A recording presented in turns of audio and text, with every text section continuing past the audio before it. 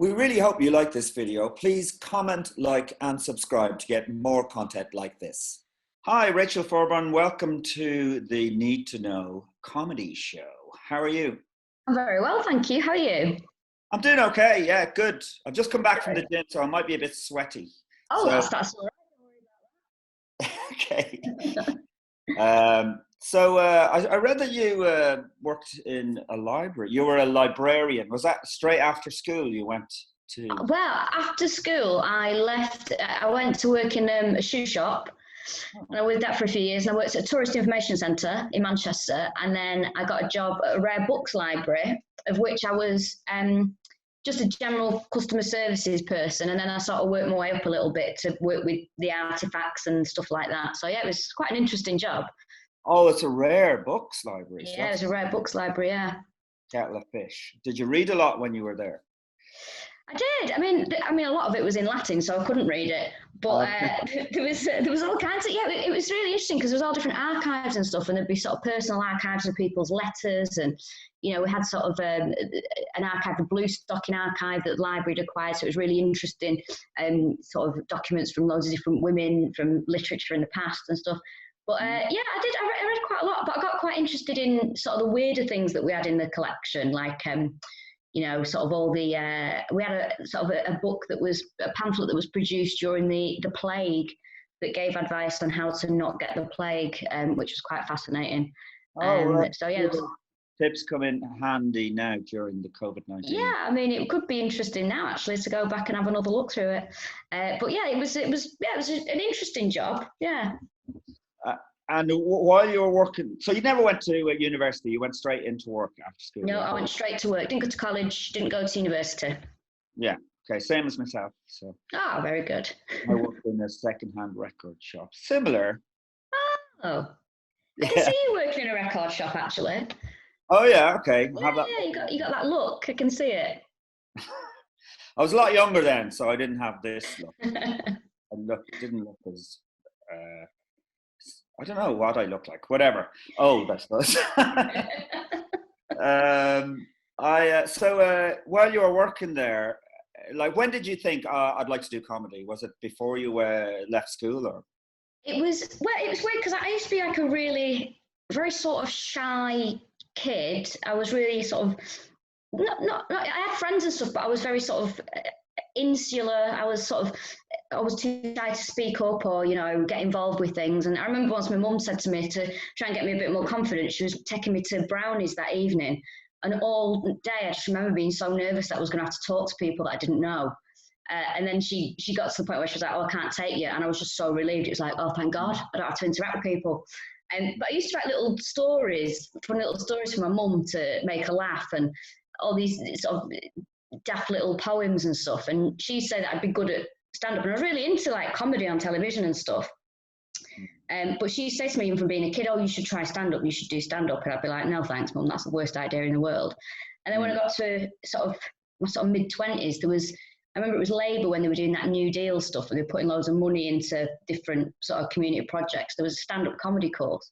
And at the time, I remember I was like really depressed in like the work I was doing, and I just felt a bit lost. I was like, "Oh, I don't know what I'm going to do in my life." And I was like, "I'm going to do this course." And so I got on the course, and yeah, I even did. We were meant to do a gig at the end of the course, for family and friends, but I ended up doing my first gig before the end of the course, and then I just carried on from there. So yeah, it was like, it's the uncoolest backstory to being a comedian. There's no rock and roll in it. It's just like my mum thought I should do it, and turns out she was right. yeah, but were you shy, or were you just quiet and didn't want to talk to people and were happy not talking to people? I think it's a bit of both, really. I do think I was shy. I don't know, I was quite an old-fashioned kid because I was brought up by my grandparents as well. And, I think I was quite a peculiar child in some ways, but I was genuinely just really shy. And even now I'm still a little bit shy. People don't believe me though.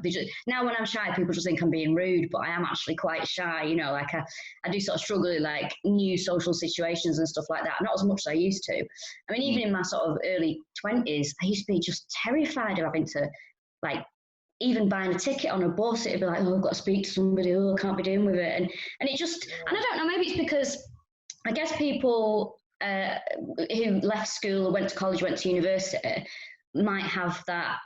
I don't know. I think it's a bit of a working class thing as well. I think if you're a middle class person, you naturally have a little bit more confidence in yourself, and you sort of have a different approach to the world. I think a lot of working class people are just a bit like, oh, don't look at me, I don't know where I fit in. Oh, don't know what to do. Oh, just leave me alone, let me get on with it. So I think if I'd have maybe been middle class, or maybe if I'd gone to university, I might have had a little bit more of that confidence a bit earlier on. Yeah, I'm not interested in that. I was really shy and quiet as well. I never went to college, but I did know people who went to, when I moved from home and moved to Dublin, and I would meet a lot of middle class young kids, and they're very articulate, but at the same time, when you had a conversation with them, they weren't actually saying anything very interesting. They just said it in a very way. I completely know what you mean. Yeah, definitely. Yeah. But yeah, it's interesting. Well, my daughter was really quiet. She's 19 now, but when she was young, she broke a few teachers because she'd just stare at them and not say anything. Really? Oh wow! Well, Quite like that. They couldn't get anything out of her, and yet she was quite happy. I guess she was never told. I never said to her, "You have to speak up." I said to her, "You speak if you want to. If you don't, you don't have to. If you don't want to." Yeah, So that was it. And I think my family were like that. I was just the way I was, and they never sort of forced me to, be a different way. Because all my family are quite reserved as well. They're all very sort of, I think, not to say quiet people, but I mean, my mum's quite feisty and, will kick off when she needs to. But I have to admit, it's just that thing of like, we're not a very sort of party family. We don't have big family gatherings or anything like that. We're all very like, okay, can you leave us alone now? Be nice to see you, but can you go now? That kind of thing. Like, I think maybe we're just miserable. Maybe, probably not. Maybe. I don't. So you did a course then. What was that like? That actually worked for you then to get you into comedy? I did, yeah. Sorry, you cut out a bit there. So I did a course, and it was run by a local comedian called Seymour Mace and Ashley Baroda, who at the time was like, he worked in comedy. He used to be a comedy writer, and he was an agent for a while. And it was just all sort of local people from sort of North and East Manchester, where I'm from. And it was funny because only a few of us actually finished the course. Some of them started it and just sort of were like, "Oh, this isn't for me. I can't be bothered." But I really stuck to it, and I really enjoyed it. And it's funny because some people are a bit strange about comedy courses, and they'll say like, "Oh, you did a comedy course, so course can't teach you how to be funny." And it's like, well, no, that's true, but it can give a bit of confidence to people who don't know. Because I had no idea how to start out in stand up. I just didn't, I wouldn't have known where to get a gig. I wouldn't have known what I had to write. It just gives you that little bit of confidence to be able to go, oh, okay, this is what I need to do. And then working up to getting the confidence to do it. So I think, and also I think it's pretty good as well to have things like that in working class areas, working class people, because sort of, artistic and creative sort of jobs and endeavours aren't really the top of the list for us a lot of the time. So I think it just, it just gives a little bit of an extra push to people who might be thinking to do stuff like that. Yeah, and it's funny, I was talking to another comedian about this, that I believe in the 80s there was far more possibilities for working class people to get into music and comedy because there were far more benefits. You could live comfortably on the dole and then explore something like being in a band. Or trying out comedy. I don't mean like sponging off the dough like people like to say, but just giving you a base that you could work from. Yeah, definitely. I agree with that. I think, I don't know, I don't know, at the moment now, I think everything's just become a little bit middle class, I think, sort of, especially the arts, especially music, and stand-up comedy is, I'd say, one of the most middle class industries to work in, I think, from like your fellow acts to people within the industry making decisions. It's quite disappointing. I mean, it does feel, I wouldn't be surprised if I'm one of the very few comedians who never went to college or university and just sort of came up through, having a working life and then doing it myself. And I just think people don't think these options are available to them. I just think they wouldn't know where to start with it. And it's funny as well, because as soon as you do become slightly successful within comedy, people then decide that you're not working class anymore. which I've had quite a few times. And I'm like, oh, this is what happens, is it? Like people then decide that I'm now middle class because I have a career within the arts. So you can't win. It's just. Oh, yeah, but is that people who are you talking about working class people saying that about you? No, well, I'm talking about sort of fellow working class comedians a lot of the Yeah. time. So, you know, we'll be very supportive of each other. But then as soon as you sort of maybe get to a certain level, people are quite quick to go, well, no, you're not working class anymore because Right. you've got a career in it. And it's like, oh, God, you can't win, can you? Oh, right, yeah. Do you know what I mean? A stronger class system in Britain, actually, than there is in Ireland. So I think that might not be the case here. So I don't think you can tell quite as much by accents here. Oh, yeah, I'd agree with that. Kind of. I don't know, maybe. Fuck it, maybe I'm wrong. So I was going to say, how did you start off? Did you do gigs in Manchester? The Frog and Bucket is the place in Manchester, isn't it? That's right. Yeah, when I started off, I just did. You get your 5 minute set, and you end up doing gong shows, which you've got to make 5 minutes on the stage, which are the most brutal way to learn how to do stand up. Because you're doing a whole day's work, then you'd wait around after work to go and do this gig, and then you might be on stage for 30 seconds, and you gonged off, and you just go home, and it's like, oh great, I've learned nothing. So, I just did gigs around Manchester, and at the time when I first started out, there used to be a lot of gigs in the sort of local area as well. I mean, the thing is, especially now, everything seems to have sort of slowed down a little bit. There's not as many gigs in the Northwest as there used to be.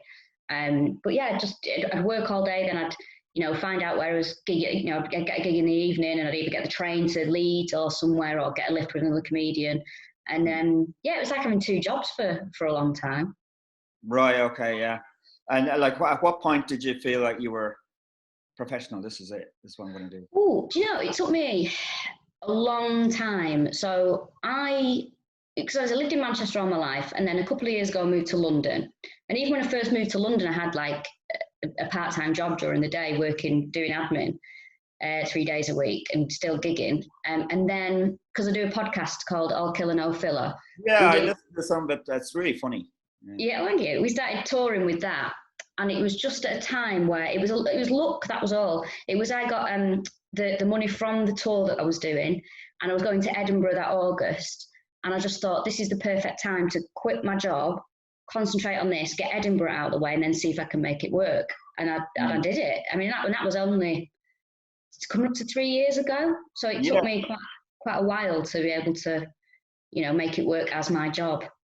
Yeah, but I think this might be the same in the music industry. It might be beneficial to have a part-time job so that you can do the kind of comedy that you want to do. If you were trying to make a living out of comedy, you might end up doing pub jokes. You know what I mean? Yeah, I think it's definitely good to have sort of that, to have something else going on, be that, a day job or a hobby you like or anything. You've got to have some other focus, because otherwise you just become an absolute bore. And like nobody's job, no matter how fun it is or how much you want to do, it should be your sole focus in life, should it? I mean, you should enjoy going out with your mates. You should enjoy doing other things and stuff like that. It's, yeah. And I do sometimes sort of I used to enjoy sort of having a part-time job, because it was like, oh great, now I'm part-time at this job. It means I'm closer to doing the being self-employed and doing the job I want. But then again, there are some mornings when, especially now it's becoming sort of wintry and a bit rainy, I wake up and it's pouring down in the morning, and I just think, oh, thank God I don't have to go and get a bus at 6 in the morning to go and sit in an office. Do you know what I mean? Like that kind of thing. I don't think I'll ever not miss that. Yeah, of course, yeah. Whereas at the same time, some comedians I know that said, when they gave up the job, they thought, oh, this is great, I'll have all day to write comedy. And they don't. They just watch TV. Yeah, it doesn't ever work out like that. I mean, I have most of the time all day to write, but if you've not got any sort of inspiration, or there's nothing you can't just go, I'm going to sit down and write. And I know some people do that, but you just can't. You've got to wait until something gets into your head. And it could be the amount of times I'm in bed at like 11:30 at night, and I have ideas, and I'm like, oh, I've got to get up now and do some notes because this could be a good bit. It just depends, when you've got to find different ways to fill your day as well. That's what you need to do. Yeah, and I guess that's where doing a podcast works as well. Oh yes, definitely. How did that come about then? All killer, no filler. Well, Kiri and I obviously are stand-up comedians, and it just so turned out that she actually lived across the road from me when I lived in Manchester, and we didn't know. And then we'd never met because at the time it wasn't, you never really got two women on the same comedy bill, which is a lot better now. Yeah. You know, sometimes you have all female bills, it just works, you know, things have changed a bit. So we'd never met. And then she came to a party at my house and we got on quite well. And then she just, because we were both interested in serial killers and people were like, oh, you two need to meet. You've got so much in common. You're really into weird stuff. And we were like, all right. And that's the worst thing you can ever say to anyone. You should meet this person, because 9 times out of 10 you meet them and you're like, oh, you really thought we'd get on, did you? And they're the worst person in the world. But luckily we got on. And yeah, we just had a chat and we were just like, oh, should we do a podcast about serial killers? And it just went from there. So you really were interested in serial killers, like, because there are a lot of true crime podcasts, obviously, but you were really interested in this before you did it. I've lost your volume. Hang on a sec. Can you hear me?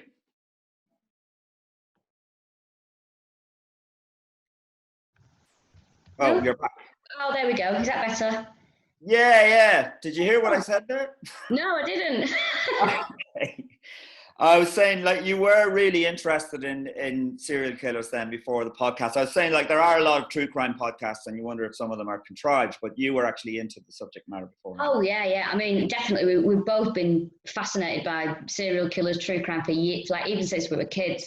But the interesting thing is, I don't know. I mean, I know people have recently started so many true crime podcasts, and I think some people have started them without having an interest in the subject because it's so popular. But I just can't imagine anything worse than having to do a podcast about something you're not really interested in, because you've got to have that enthusiasm, sort of an interest in it for it to be any good, I think. What do you find fascinating about serial killers? I think it's the why people serial kill, and then I think it's just it's just that thing. What makes some people do it? It's really hard to explain, and it's just the disbelief sometimes of like someone getting away with it for so long. And it's like the Yorkshire Ripper is one of the ones I'm really interested in. It's just the fact that the police were so bad, and you know, the word, because the women were sex workers, it wasn't treated, you know, it wasn't taken seriously for a long time, and it was kind of like just the attitudes to women and stuff like that. It's just like the weird sort of social histories with different ones of them as well, like, you know, the Yorkshire in the 70s and 80s, and then like it's just the whole thing's fascinating, and I can't explain why, but a lot of people enjoy it. Does it make you feel like men are absolute bastards? Oh, absolutely. Absolutely. Not all of you though, some of you are all right. Yeah, but those serial killers have really let us down. No, but it is fucking terrible. Like, but I have to, like, the podcast is funny. It's not. Sorry, we're going down a serious route there. Yeah. Then the chat at the beginning is really funny. So. Yeah, like I think we've got a good balance. We always make sure we get our facts correct. We always you know, it's never about laughing at victims and stuff like that. I mean, there's some podcasts out there that I'm like, who thought this was a good idea? This is really distasteful. It's just, basically, I think people enjoy it because they just enjoy the chat between me and Kiri mainly. So yeah. And you have, would you say that there's kind of, Kiri's a bit middle class? No? Yeah, so I think there's a big difference. There's definitely a difference in our backgrounds. So I'm, you know, working class, think at university. She sort of, she'd say she's middle class. She went to a private school when she was a young kid, and then went to a normal secondary school when she was a bit older. So yeah, and I think there's a good balance between us. You know, we don't agree on everything all the time, and we have a very similar sense of humour, and we do make each other laugh. And we are two very different personalities that just really get on. So yeah, it's really cool to listen to it. I've only started listening to it because I was researching. And, very good. And I forgot I was doing research. It's really funny. Oh, that's great. So you went on the road with that. You went to do it live, yeah? Yeah, so we did a very small tour when we first, probably about 4 years ago. And then Live Nation Productions worked with us, and we did sort of bigger tours with Leicester Square Theatre a few times. We've done just really nice theatres actually around the UK. We went to America with it a couple of years ago, yeah, which was amazing. Where'd you go in America? We did New York, Boston, Chicago, San Francisco, and Los Angeles. So it's brilliant. Yeah, it's really, really good. And we're hoping to go back, but it's so difficult to get a work visa for America, and especially the way things are at the moment, we might just give it a bit of time, leave it for a little while. Well, you can't go now, can you? No, we can't go now. Just leave it till after the 3rd of November. See what happens. I think so, yeah. But you have to get a entertainment visa, is it? It's kind of yeah. It's such even the first time round when we got all our documentation, it was so stressful, and we ended up being in the immigration thing at the airport for 6 hours because there was a piece of information missing, and it was just the most. We lost my luggage, and then we were in immigration for 6 hours. And then the hotel we went to had no record of us. It was funny. It's funny now, and the shows are absolutely amazing. But at the time, it was just like, oh, this is an amazing experience. That everything seems to be a bit fucked up, but it was quite good. I enjoyed it. Yeah, right. Yeah, I've been over there a few times. I went over with a work visa. I got one for a year once to do entertainment. Then I went back without a work visa, and I did have a couple of live gigs, and I was bringing a guitar with me through immigration, and I had a really bad cold, so I was sweating. I was like, how am I going to get through this? Like, you did it though. I did got through it. I don't know how, because it was like sweat dripping off my nose. Vicious looking, but I got through. So that's incredible, though. And Americans must love your accent. Yeah, it's really strange because what I find highly amusing is sometimes within this industry, especially in England, we're all obsessed with people's accents, and the amount. Every single day I get somebody mentioning my accent, from like an Uber driver to someone in a shop or one of my mates mimicking me. And it's weird because I didn't even realise I had an accent until I started doing comedy and people started commenting on it. But I think it also makes me laugh because sometimes I've had like people comment on my voice for certain things and say, oh, well, we can't understand you and stuff like that. And it's like, well, you can understand me. You're just being a bit awkward. It's like if people in America can listen to my accent, fully understand what I'm saying and find me funny, then there's no excuse for anyone in the UK really to be. It's just a form of snobbery, really, isn't it? It's just it is. Yeah. The thing is, in America, they wouldn't know the difference between probably my accent and your accent. It would sound the same to them, I'd say. Yeah, it's really strange. They've got no sort of idea after at all. No. I've done Irish festivals in America where they had a group of bagpipers from Edinburgh who were like full-on Rangers supporters, like full-on unionists playing the bagpipes at an Irish Celtic festival. And they don't care. They don't know that, Yeah, no idea. Yeah. But so that's really cool. I mean, at least you can keep that going during this lockdown because it's shite. There's no live gigs or anything, Yeah, that's it. We're hopefully planning some stuff towards the end of the year, but you just don't know. You don't know what regulations are going to come in. You don't know what's going to happen. But it's just, it's been the one sort of positive, I'd say, that we've been able to put out more content because of lockdown, because we've not been away gigging or anything. Yeah, and I feel like a lot of new listeners have come to us during lockdown as well, because obviously people have been at home going, oh, I need something to listen to. And then either they've revisited podcasts they like or the friends have recommended stuff. And then we've got loads of new listeners from it. So that's quite nice. That's really cool. And have you done any TV work as well in stand-up? Well, I did actually filmed a couple of weeks ago. It's on BBC iPlayer now, and it's on BBC One tonight. And I filmed it in Belfast, actually. It's called Stand Up for Live Comedy, and it's just me doing stand up on the TV. So that's exciting. Cool. We haven't Yeah. talked about your stand-up now. We don't have much time left, but you did do an Edinburgh show, or Oh yeah, I've done I think 4. I think I've done four. 5 Edinburgh shows now. Yeah. Oh, yeah, okay. We don't count the first 2 though, because they were a bit shit, if I'm quite honest. But you learn, don't you? You learn and you grow. But yeah, I tend to go to. I mean, this year was meant to be my year off from Edinburgh, but and I was really pleased about that, and I was really happy telling people like I'm not going to Edinburgh this year, and it turns out no one was. So I didn't feel so special in the end. Everyone got a year off, yeah. Yeah. Which has been great for people who hadn't written their show, and there was. And it was coming up to June or something. And they're going, what's happening? Brilliant. The relief, yeah, the absolute relief. I was just really glad not to be doing it this year. But I mean, we'll have to see what happens next year. Who knows if it's going to happen? Nah, it's very hard to know what's going on. Yeah. And did you have a theme for your Edinburgh shows? So last year, my show was called, was it last year? Before, The People's Princess. And it was basically about the day Princess Diana died and remembering that. I'm not a royalist, by the way, may I just stress. It's just sort of a memorable time. That is the thing I remember. And it was just, I just intertwined that with like just stories of things that had happened and stuff like that.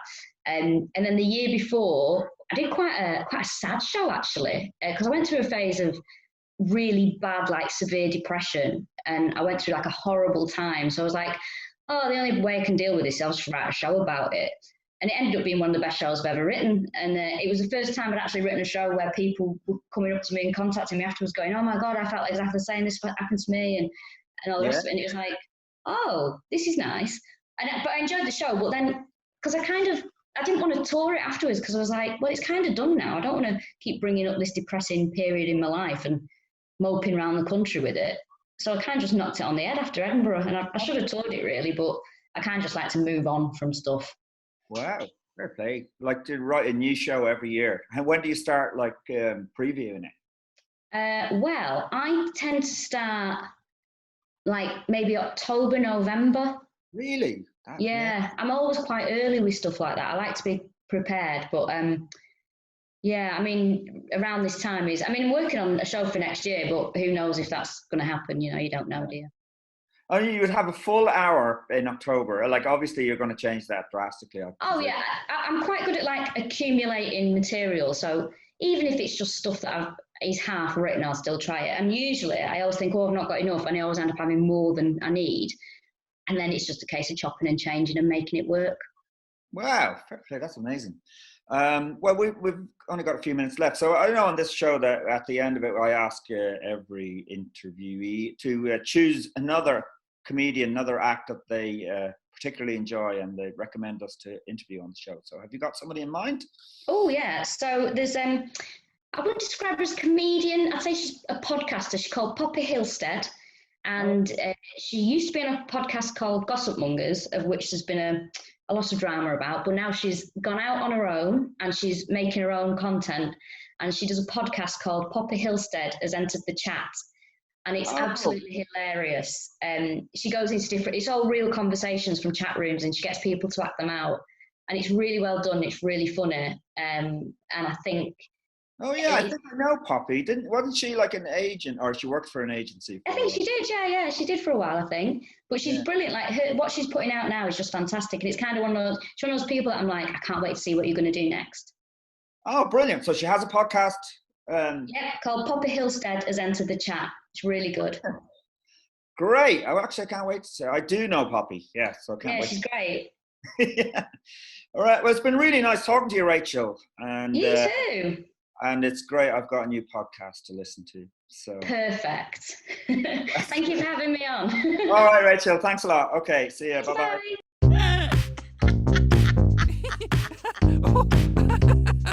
Bye.